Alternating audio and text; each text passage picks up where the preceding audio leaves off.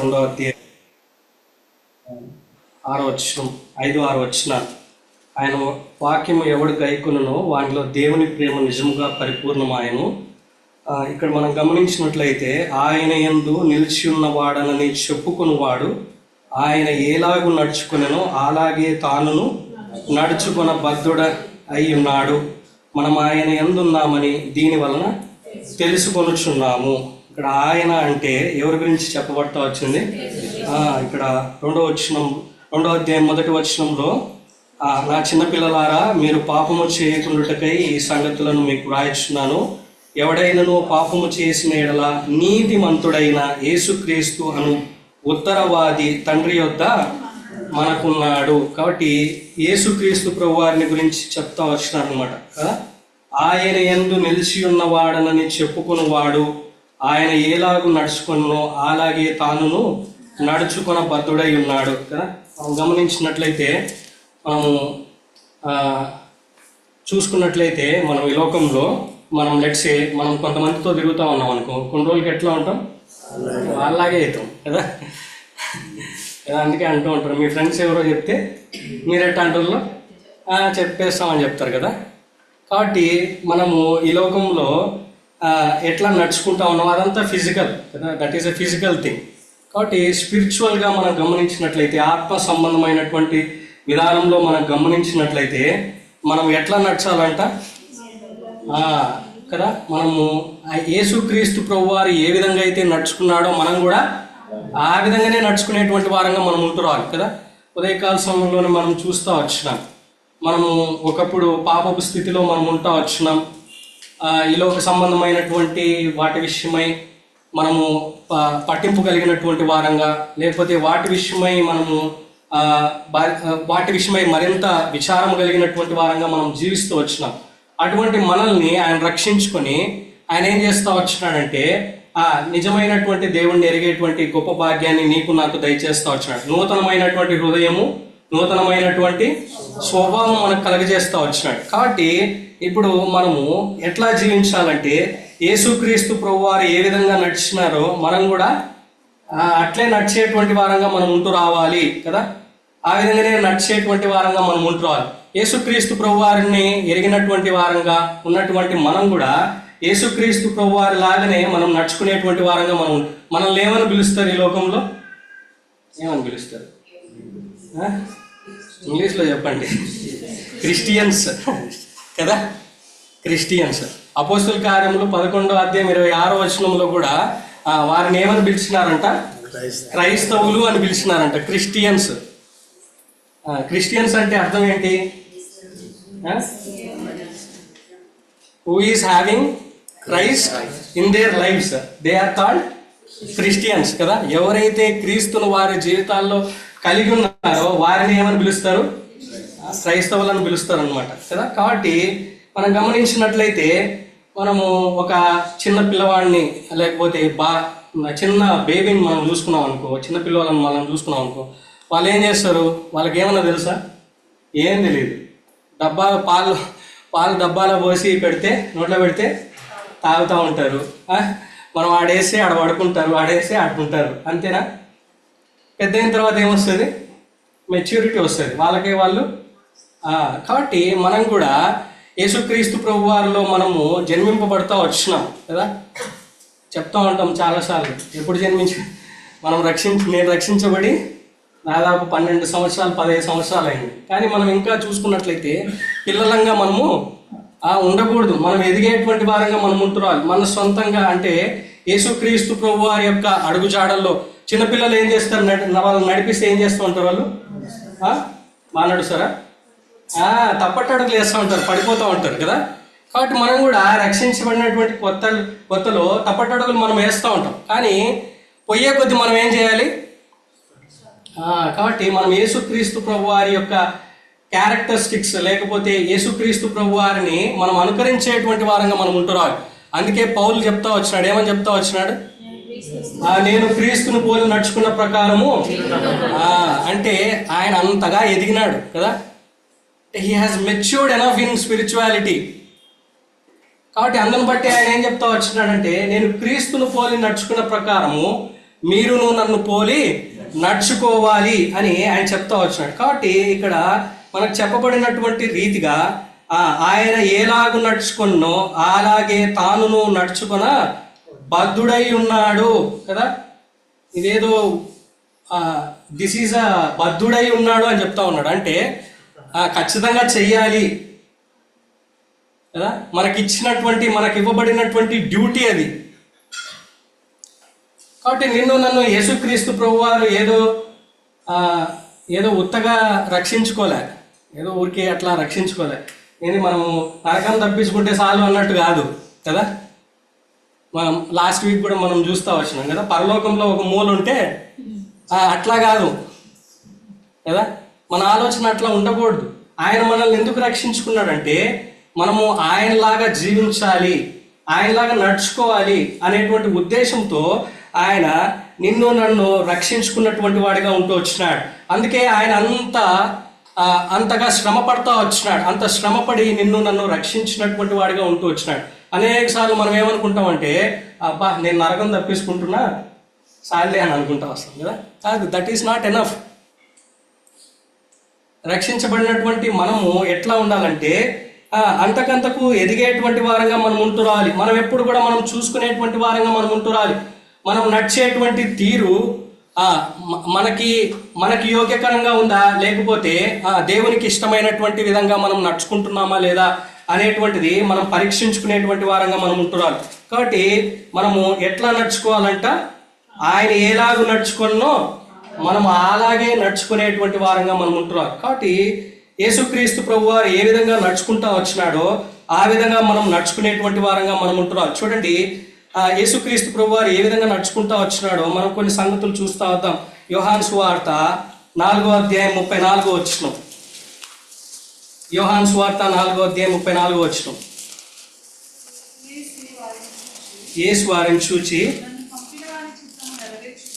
నన్ను పంపిన వాని చిత్తము నెరవేర్చుటయు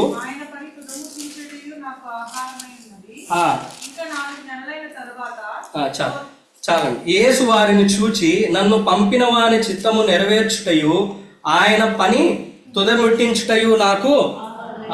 కాబట్టి యేసుక్రీస్తు ప్రభువారు ఏ విధంగా నడుచుకుంటా వచ్చినాడు? తండ్రి చిత్త ప్రకారంగా నడుచుకుంటా వచ్చినాడు. అంతేగా చూడండి, యోహాను సువార్త 8వ అధ్యాయం 29వ వచనం. యోహాను సువార్త 8వ అధ్యాయం 29వ వచనం.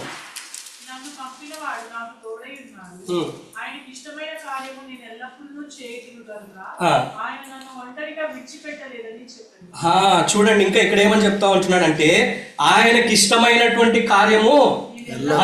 కాబట్టి తండ్రి ఏ విధంగా తండ్రి చిత్తాన్ని నెరవేర్చేటువంటి విధంగా ఆయన నడుచుకుంటా వస్తా ఉంటున్నాడు కదా. అందుని బట్టి అనేక మార్లు చెప్తా వచ్చినాడు, నేను ఎవరి చిత్తాన్ని నెరవేర్చడానికి వచ్చినాను? తండ్రి చిత్తాన్ని నెరవేర్చడానికి వచ్చినాను. ఆయన మాటలు అంగీకరించడానికి, ఆయన చెప్పినటువంటి విధంగా చేయడానికే నేను వస్తా వచ్చినాను కదా. కాబట్టి యేసుక్రీస్తు ప్రభువారు ఆ యొక్క సంపూర్ణమైనటువంటి ఆ యొక్క విధేయతని కనపరిచినటువంటి వాడిగా తన జీవితంలో ఉంటా వచ్చినాడు. తండ్రి ఏ విధంగా చెప్తా వచ్చినాడో ఆ విధంగానే ఆయన జీవించినటువంటి వాడిగా ఉంటూ వచ్చినాడు. ఎట్లా జీవించినాడంటే మరణము పొందునంతగా జీవించినాడంట. అందుకే అపోస్తుడైనటువంటి పౌలు ఫిలిప్పీలకు రాసినటువంటి పత్రిక 2వ అధ్యాయం 8వ వచనంలో అదే చెప్తా వచ్చినాడు. చూడండి, ఫిలిప్పీలకు రాసినటువంటి పత్రిక 2వ అధ్యాయము కనబడి మరణము పొందునంతగా, అనగా శిలువ మరణం పొందునంతగా విధేయత చూపిన వాడై. చూడండి, అనగా ఎట్లా అంట, శిలువ మరణం పొందునంతగా, అది శిలువ మరణం పొందునంతగా విధేయత చూపించినాడు ఆయన. అంటే సంపూర్ణమైనటువంటి విధేయత, కంప్లీట్ ఒబీడియన్స్ కదా. కాబట్టి మనం కూడా ఆయన నడుచుకున్నటువంటి విధంగా నువ్వు నేనేం చేయాలి? నడుచుకోవాలి. ఆయన తండ్రి చిత్తాన్ని నెరవేర్చడానికి ఏ విధంగా వచ్చి తండ్రి చిత్తాన్ని నెరవేరుస్తూ వచ్చినాడో, తండ్రి మాటలకి ఏ విధంగా విధేయత చూపిస్తూ వచ్చినాడో, నువ్వు నేను కూడా ఆయన యొక్క మాటలకి విధేయత చూపించేటువంటి వారంగా మనం ఉంటూ రావాలి. చూడండి, లూకా సువార్త 22వ అధ్యాయం 42వ వచనం. ఆయన విధేయత ఎంతగా ఉందనేది ఈ యొక్క మాటల్లో మనం చూడవచ్చు. తండ్రి ఈ గిన్నె నా యొద్ద నుండి తొలగించుటకు నీ చిత్తమైతే తొలగించుము, అయినను నా ఇష్టము కాదు. చూడండి, నేను ఇంకా చనిపోతానని తెలుసు, ఆ కలువరి శిలువలో మరణం పొందుతానని తెలుసు, అయినప్పటికీ కూడా ఆయన మాట ఏం చెప్తా ఉంటున్నాడంటే, అయినను నా ఇష్టము కాదు నీ చిత్తమే జరిగించు కదా. అంటే శిలువ మరణం పొందినంతగా, అంటే మరణము ఆయన ముందున్నప్పటికి కూడా చివరి క్షణాల్లో కూడా ఆయన దేన్ని జరిగిస్తా ఉంటున్నాడంటే దేవుని చిత్తాన్ని జరిగించడానికి ఇష్టపడతా వచ్చినాడు. కాబట్టి నువ్వు నేను కూడా ఆ విధంగా జీవించేటువంటి వారంగా మనం ఉంటురాలి. ఆ విధంగా మనం జీవిస్తూ ఉంటున్నామా? ఆయన ఏ విధంగా అయితే నడుచుకున్నాడో నువ్వు నేను ఆ విధంగా నడుచుకుంటా వస్తూ ఉంటున్నామా కదా. శిలువ మరణం చెందినంతగా మన మరణం మన కళ్ళ ఎదుట ఉన్నా కూడా స్టెఫెను కూడా అదే విధంగా జీవిస్తూ వచ్చినాడు. మరణం ఆయన ఎదుట ఉన్నప్పటికి కూడా ఆయన దేవుని గురించే చెప్తా వచ్చినాడు. దేవుడు చెప్పమన్నటువంటి పనే చేస్తా వచ్చినాడు కదా. ఏమని చెప్పినాడు? సర్వలోకానికి వెళ్ళి సర్వ సృష్టికి సువార్త ప్రకటించండి. అదే చేస్తా వచ్చినాడు స్టెఫెను కూడా. కాబట్టి నువ్వు నేను కూడా మరణం పొందినంతగా విధేయత చూపించేటువంటి వారంగా మనం ఉంటున్నాం. కంప్లీట్ ఒబీడియన్స్, పరిపూర్ణమైనటువంటి విధేయత, సంపూర్ణమైనటువంటి విధేయత. మన ఒబీడియన్స్ ఎట్లా ఉంటుందంటే కన్వీనియన్స్ ఒబీడియంట్ కదా. అంటే అనుకూలమైనటువంటి, అది మనకు అనుకూలమైనప్పుడే విధేయత చూపిస్తాం. వాక్యాన్ని కూడా మనం అనుకూలంగా మార్చుకుంటా ఉంటాం కదా. కాబట్టి అటువంటి విధేయత దేవుడు కోరుకోవట్లే. సంపూర్ణమైనటువంటి విధేయత, పరిపూర్ణమైనటువంటి విధేయత. అందుకే ఆయన అంటా ఉన్నాడు, ప్రభువా ప్రభువా నువ్వు ఎన్నిసార్లు పిలిచినా నా మాట వినకపోతే ఏం లాభం లే. చూడండి, లూకా సువార్త 6వ అధ్యాయము 46వ వచనం. లూకా సువార్త 6వ అధ్యాయం 46వ వచనం. నేను చెప్పు మాటల ప్రకారం మీరు చేయక ప్రభువా ప్రభువా అని నన్ను పిలుచుట ఎందుకు? నా యొద్దకు వచ్చి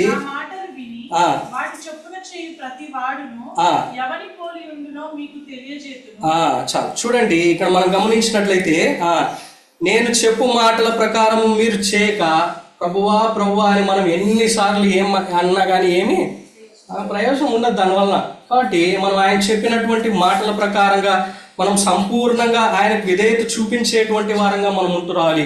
యేసుక్రీస్తు ప్రభువారు ఏ విధంగా అయితే తండ్రి చిత్తాన్ని పరిపూర్ణంగా నెరవేరుస్తూ వచ్చినాడు కదా, శిలువ మరణం పొందినంతగా విధేయత చూపిస్తూ వచ్చినాడు, నువ్వు నేను కూడా అటువంటి విధేయతని మన జీవితాల్లో కనపరిచేటువంటి వారంగా మనం ఉంటురాలి. ఆ విధంగా జీవించినప్పుడే మనము ఆయనలాగా మనం నడుచుకున్నట్టు కదా. ఆయన ఆ విధంగా నడుచుకుంటా వచ్చినాడు. కాబట్టి నువ్వు నేను కూడా ఆ విధంగా నడుచుకునేటువంటి వారంగా మనం ఉంటురాలి. అంతేకాదు చూడండి, తర్వాత మనం గమనించినట్లయితే యోహాను సువార్త 13వ అధ్యాయం 1వ వచనం. యోహాను సువార్త 13. తాను ఈ లోకం నుండి తండ్రి వద్దకు వెళ్ళవలసిన గడియ వచ్చినని యేసు పస్కా పండుగకు ముందే ఎరిగిన వాడై లోకంలోనున్న తన వారిని ప్రేమించి వారిని అంతము వరకు ప్రేమించను. వారిని ఎట్లా ప్రేమించినాడంట? అంతము వరకు ప్రేమించినాడంట. అంతము అని కింద ఏమని రాయబడింది? 2 సంపూర్ణముగా ప్రేమించినాడు. అన్కండిషనల్ లవ్ కదా. అంతము వరకు ప్రేమించినాడు.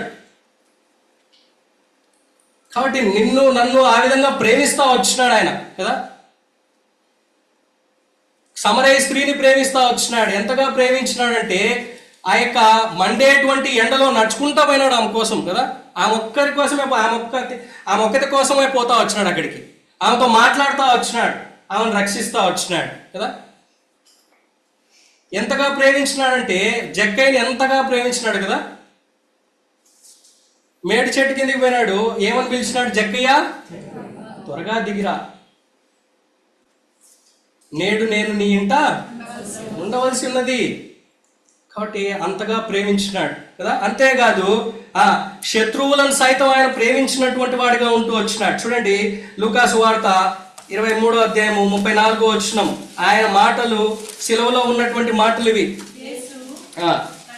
తండ్రి వీరేమి చేయుచున్నారో వీరు ఎరుగరు కనుక వీరిని క్షమించుమని చెప్పాను. కాబట్టి ఆయన ఆ విధంగా ఆయన షరతులు లేనటువంటి ప్రేమతో ప్రేమిస్తూ వచ్చినాడు నిన్ను నన్ను. సంపూర్ణంగా ప్రేమించినటువంటి వాడిగా ఉంటూ వచ్చినాడు. మనము అయోగ్యులమని తెలిసి కూడా ఆయన నిన్ను నన్ను ప్రేమించినటువంటి వాడిగా ఉంటూ వచ్చినాడు కదా. కాబట్టి నువ్వు నేను కూడా ఆయనలాగా మనం ప్రేమించేటువంటి వారంగా మనం ఉంటున్నాం. షరతులు లేనటువంటి ప్రేమ కదా.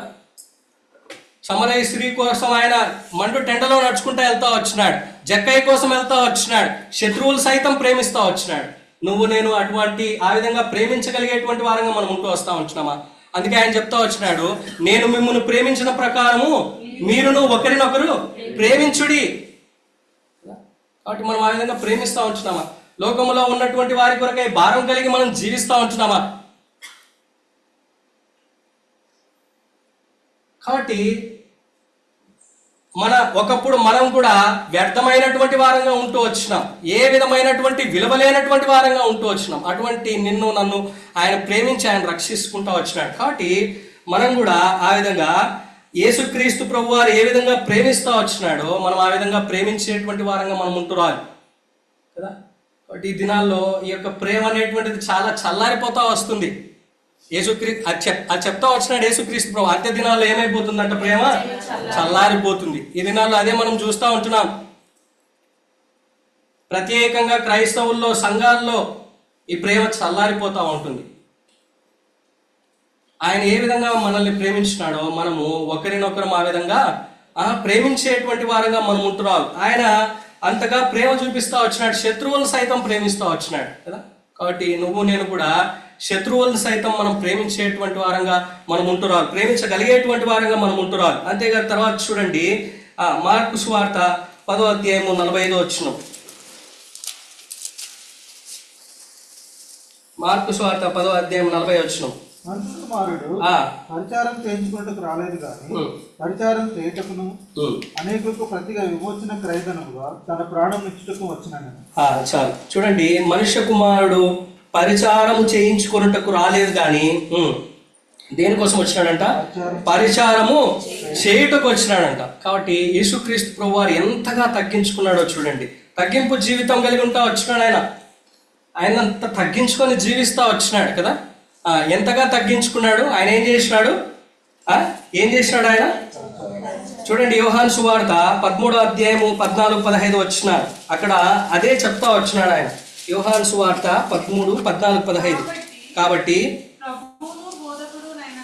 నేను మీ పాదములు కడిగిన ఎడల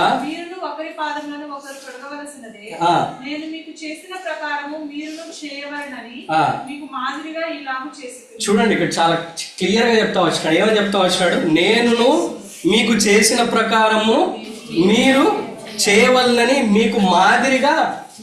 అది కదా, ఆయన మన మాదిరిగా ఎన్ని చేస్తా వచ్చినాడు కదా. ఆయన శిష్యుల పాదాలను కడుగుతా వచ్చినాడు. ఎంతగా తగ్గించుకుంటా వచ్చినాడు కదా. ఆయన మనుష్య కుమారుడుగా ఈ లోకానికి వస్తా వచ్చినాడు, నీకోసం నా కోసం కదా. అంతగా ఆయన తగ్గించుకున్నటువంటి వాడిగా ఉంటూ వచ్చినాడు. అంతేకాదు, ఫిలిప్పీలకు రాసినటువంటి పత్రిక 2వ అధ్యాయం 8వ వచనంలో కూడా మనం ఇంతకుముందు చదువుకున్నటువంటి దాంట్లో అదే చూస్తూ వచ్చినాం కదా. చూడండి, తన్ను తాను తగ్గించుకొనెను కదా. దాసుని స్వరూపము ధరించుకొని తన్ను తానే 7వ వచనంలో మనుషుల పోలికగా పుట్టి దాసుని స్వరూపమును ధరించుకొని తన్ను తానే రిక్తునిగా చేసుకొనెను. మరియు ఆయన ఆకారమందు మనుషుడుగా కనబడి మరణం పొందినంతగా, అనగా శిలువ మరణం పొందినంతగా విధేయత చూపిన వాడై తన్ను తాను తగ్గించుకొనెను.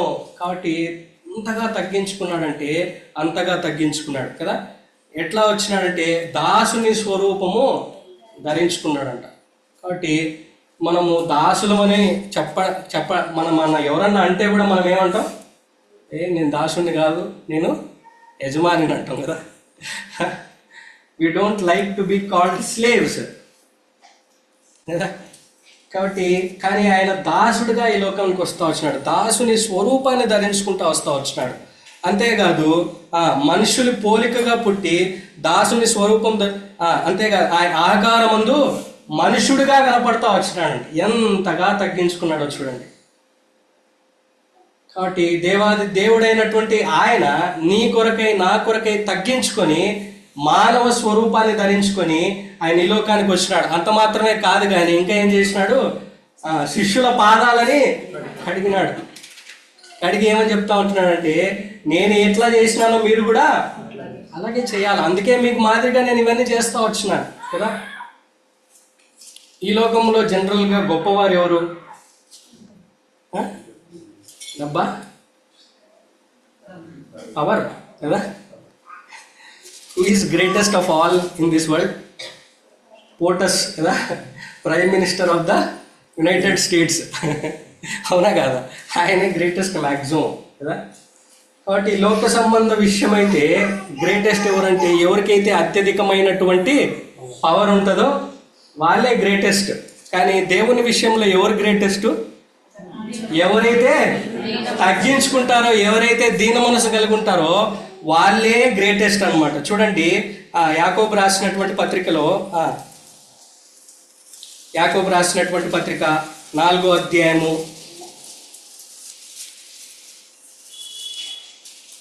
10వ వచనం.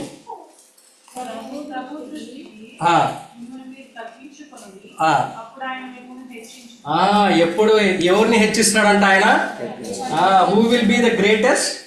ఎవరైతే తగ్గించుకుంటారో, ఆయన దృష్టిలో ఎవరైతే తగ్గించుకొని జీవిస్తారో వారిని ఆయన ఏం చేస్తాడంటే గ్రేటెస్ట్గా చేస్తాడన్నమాట. కాబట్టి ప్రభు దృష్టిలో మనం తగ్గించుకుంటే మనం గ్రేట్గా ఉన్నట్టు. కాబట్టి మనము తగ్గించుకొని జీవించేటువంటి వారంగా, తగ్గింపు కలిగినటువంటి జీవితం మనం కలిగి ఉండేటువంటి వారంగా మనం ఉంటూ రావాలి. కాబట్టి ఆ విధంగా జీవించాలి. యేసుక్రీస్తు ప్రభు వారు కూడా ఆ విధంగా జీవిస్తూ వచ్చినాడు, తగ్గించుకొని జీవించినటువంటి వాడిగా ఉంటూ వచ్చినాడు. ఆయన శిష్యుల యొక్క పాదాలను కూడా కడిగినటువంటి వాడిగా అంతగా తగ్గించుకుంటూ వచ్చినాడు. కాబట్టి నువ్వు నేను కూడా అంతగా తగ్గించుకునేటువంటి వారంగా మనం ఉంటూ రావాలి. ఆయన గర్వించేటువంటి వారిని అసహ్యించుకుంటాడు కదా. మనం ఉదయకాల సమయంలో చూసిన పరిసయ్యుడు ఏం చెప్తా ఉంటున్నాడు? నాకంటే నీతిపరుడు లేనే లేడు కదా. ఇంకా ఇంకా ఇంకొకరిని పిన్ పాయింట్ చేస్తూ ఉంటున్నాడు. ఈ సుంకరి వలే అసలు ఏమాత్రం లేని చెప్తా ఉన్నాడు. కాబట్టి ఆ విధంగా మనము ఉండకూడదు. మనం సుంకరి తను ఎంతగానో తగ్గించుకున్నటువంటి వాడిగా ఉంటూ వచ్చినాడు. ప్రభువా, నేను పాపిని, అసలు నీ సన్నిధిలోనికి కూడా రావడానికి నేను పాత్రుడను కాదు అని చెప్తా వచ్చినాడు. కాబట్టి అటువంటి ఆరాధనే దేవుడు ఏం చేస్తూ వచ్చినాడు? అంగీకరిస్తూ వచ్చినాడు. కాబట్టి నువ్వు నేను కూడా తగ్గించుకునేటువంటి వారంగా మనం ఉంటున్నాం. మన జీవితాల్లో తగ్గింపు కలిగినటువంటి జీవితం. దావీదుని ఎందుకు అంతగా హెచ్చిస్తూ వచ్చినాడంటే, దావీదు తన జీవితంలో తగ్గించుకుంటూ వచ్చినాడు కదా.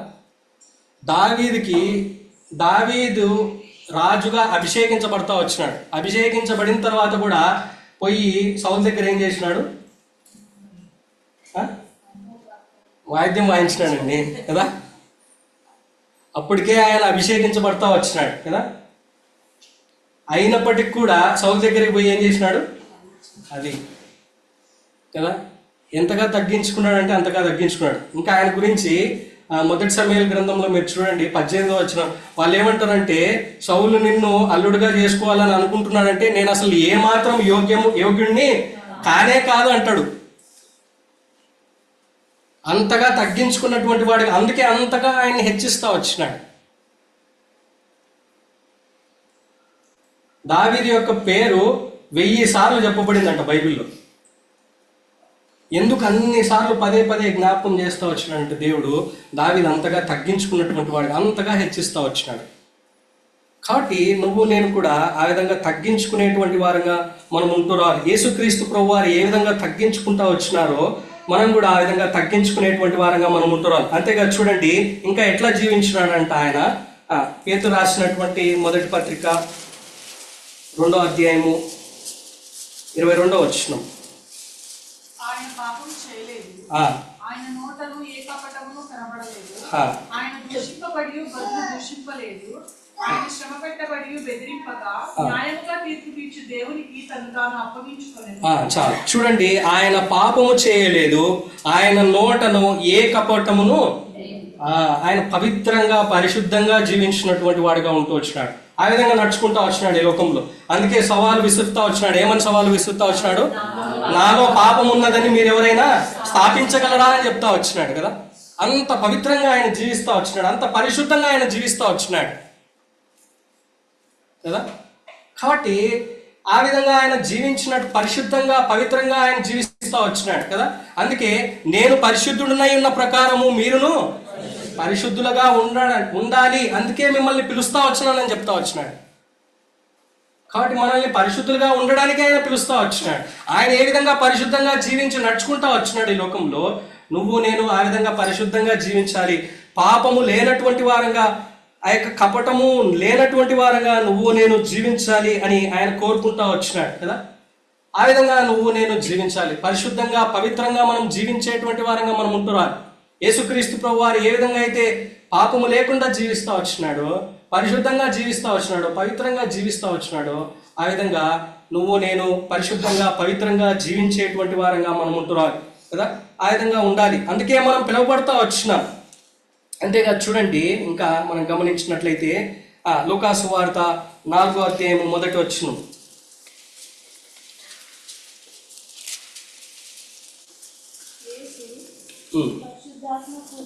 పరిశుద్ధాత్మ పూర్ణుడై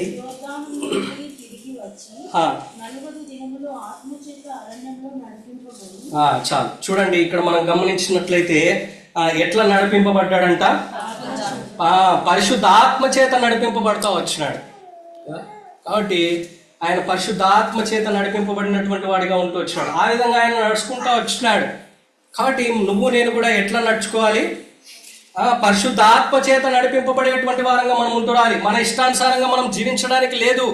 ఆయన మనల్ని రక్షించబడినటువంటి మనకి ఆయన మనల్ని దేంతో ముద్రిస్తా వచ్చినాడు, ఆ ఆత్మ చేత ముద్రించినటువంటి వాడిగా ఉంటూ వచ్చినాడు. ఎఫెసీయులకు రాసినటువంటి పత్రిక 1వ అధ్యాయము 14-15 వచనాలు అదే మనం చూస్తూ వస్తాం. ఆత్మ చేత మనల్ని ముద్రింపజేస్తా వచ్చినాడు. ఆత్మ చేత ముద్రింపబడినటువంటి మనము మన ఇష్టానుసారంగా మనం జీవించేటువంటి వారంగా మనం ఉండకూడదు. పరిశుద్ధ ఆత్మ చేత నడిపింపబడేటువంటి వారంగా మనం ఉంటున్నాం. చూడండి, గల్తీలకు రాసినటువంటి పత్రిక 5వ అధ్యాయం 16వ వచనం. గల్తీలకు రాసినటువంటి పత్రిక 5వ నేను చెప్పున్నదేమనగా ఆత్మానుసారంగా నడుచుకునడి. చాలు చూడండి, ఎట్లా నడుచుకోవాలంట, ఆత్మానుసారంగా. అది ఆ విధంగా మనం నడుచుకునేటువంటి వారంగా మనం ఉంటూ రావాలి. ఆత్మానుసారంగా నడుచుకోవాలి, ఆత్మ చేత నడిపింపబడేటువంటి వారంగా మనం ఉంటూ రావాలి. అంతేగా చూడండి, అదే అధ్యాయం 25వ వచనంలో మనము ఆత్మని అనుసరించి జీవించు వారమైతిమా, ఆత్మను అనుసరించి క్రమముగా నడుచుకుని ఆత్మను అనుసరించి జీవించేటువంటి వారంగా మనం ఉంటున్నాం కదా. మనము పరిశుద్ధాత్మ చేత నడిపింపబడినటువంటి వారంగా, పరిశుద్ధాత్మ చేత ఆ యొక్క పరిశుద్ధాత్మని అనుసరించి మనము జీవించేటువంటి వారంగా నువ్వు నేను ఉంటారు. ఆ విధంగా జీవించేటువంటి వారంగా మనం ఉంటున్నాం. యేసుక్రీస్తు ప్రభు వారు కూడా ఆ విధంగా నడిపింపబడినటువంటి వాడిగా ఉంటూ వచ్చినాడు కదా. కాబట్టి మనం కూడా పరిశుద్ధాత్మ యొక్క వరాన్ని మనం పొందుకుంటా వచ్చినాం. పొందుకున్నటువంటి మనము ఆ విధంగా పరిశుద్ధాత్మ చేత నడిపింపబడేటువంటి వారంగా మనం ఉంటున్నాం. ఆ విధంగా మనం జీవించేటువంటి వారంగా ఉంటున్నాం. అంతేగా తర్వాత చూడండి, మార్కు సువార్త 1వ అధ్యాయము 35వ వచనం. మార్కు సువార్త 1వ అధ్యాయము 35వ వచనం. పెందలకడనే లేచి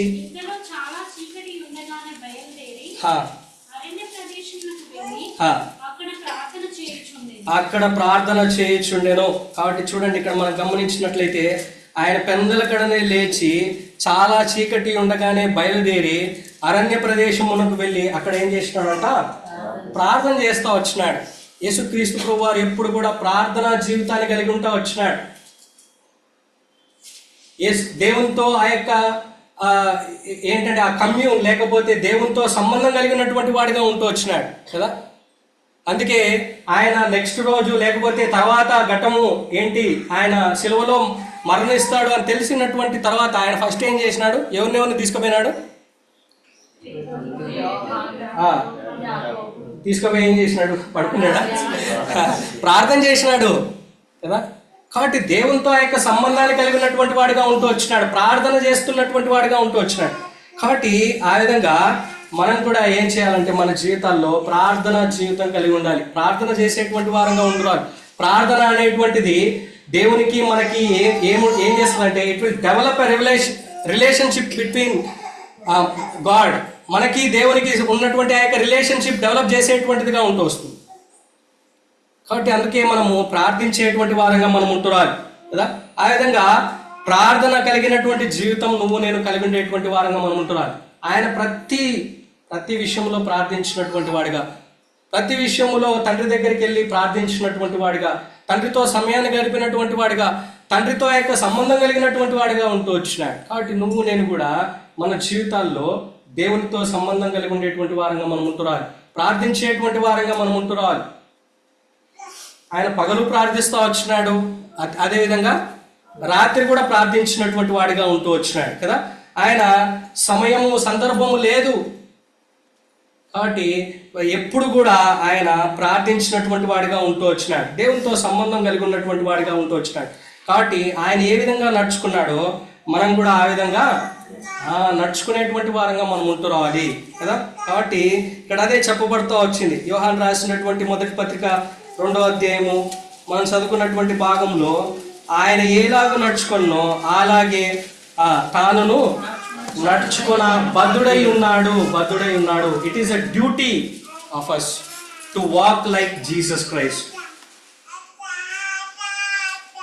ఇదేదో క్లాస్ కాదు కదా. కాబట్టి మనము అది మన యొక్క బాధ్యత. యేసుక్రీస్తు ప్రభు వారు ఏ విధంగా అయితే నడుచుకున్నాడో ఆ విధంగా నువ్వు నేను మనం నడుచుకునేటువంటి వారంగా మనం ఉంటూ రావాలి.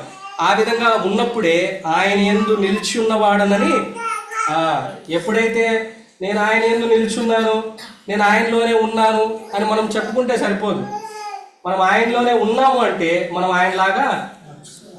కాబట్టి మనం ఆయనలో నిలిచి ఉన్నట్లయితే ఎట్లా ఉంటాము అనేటువంటిది చూడండి. చివరిగా ఈ మాటలు మనం చూసుకొని మనం ముగించుకుంటూ వద్దాం.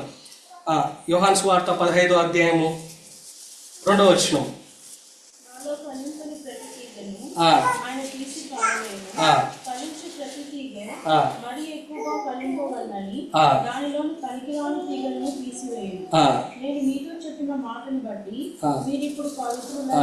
తర్వాత 5వ వచనం.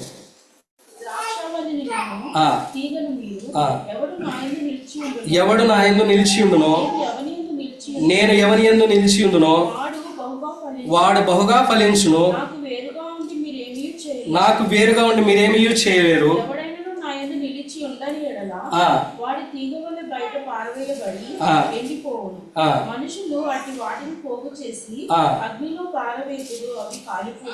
చూడండి, ఇక్కడ మనం గమనించినట్లయితే 2వ అధ్యాయం 2వ వచనము 5వ వచనంలో అంటే కొన్ని సంగతులు ఇక్కడ. మొట్టమొదటిది ఏంటి? నాలో ఫలింపని అంటే ఫలింపనటువంటి వాళ్ళు. తర్వాత మనం గమనించినట్లయితే ఫలించు ప్రతి తీగ ఉంది కదా, ఫలించేటువంటి వారు. అంతేకాదు మనం చూసుకున్నట్లయితే ఇంకా ఏంటి? ఎక్కువగా ఫలించేటువంటి వారు. తర్వాత 5వ వచనంలో మనం గమనించినట్లయితే బహుగా ఫలించేటువంటి వారు కదా.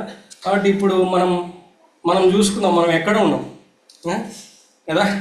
మనం ఫలింపని స్థితిలో ఉన్నామా, లేకపోతే ఫలించేటువంటి స్థితిలో ఉన్నామా, ఎక్కువగా ఫలించేటువంటి స్థితిలో ఉన్నామా, బహుగా ఫలించేటువంటి స్థితిలో ఉన్నామా కదా. మనం బహుగా ఫలించేటువంటి స్థితిలో ఉండాలంటే ఏం చేయాలా?